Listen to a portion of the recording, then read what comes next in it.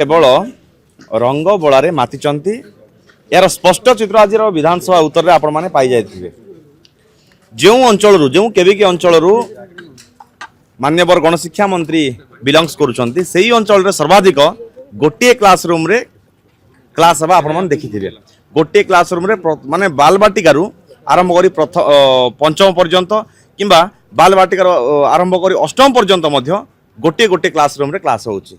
तो चिंता करंतु शिक्षार अभिवृद्धि राज्य में किभली भाव में होउची।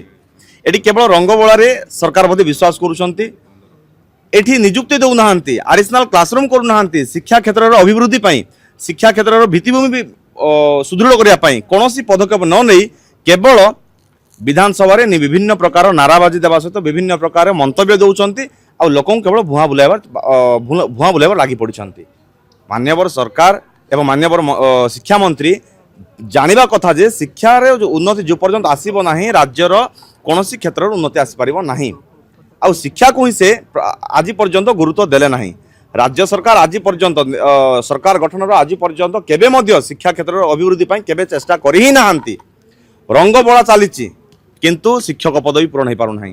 रंगबोला चलची किंतु एठी गोटे क्लासरूम रे विभिन्न क्लास रे होची। तो आप चिंता करंतु रायगड़ा रे 234 रु अधिक स्कूल सॉरी कोरापुट रे 234 रु अधिक स्कूल रायगड़ा रे 209 रु अधिक स्कूल समग्र ओडिशा रे 1898 माने पाखापाखि 1900 स्कूल रे गोटे क्लासरूम रे संपूर्ण क्लास चलची। आज्ञा की आवश्यक थिला बाल बाटिका को माने प्राइमरी सहित जोड़ीबार एटी शिक्षक नियुक्ति देउना पुणे आउ गोटे क्लासरूम जोड़ी देउछंती पुणी आउ थे पुणी गोटे शिक्षक नियुक्ति देउना एभली अव्यवस्था केबे मध्य राज्य उन्नति हो पारिबो नाही। आ सरकार तुरंत पदक्षेप नियंतु एडिशनल क्लासरूम आरंभ करी आवश्यक पद भी पूरण करंतु एवं शिक्षार उन्नति आणंतु नहले आसंता दिन में आंदोलन हबो।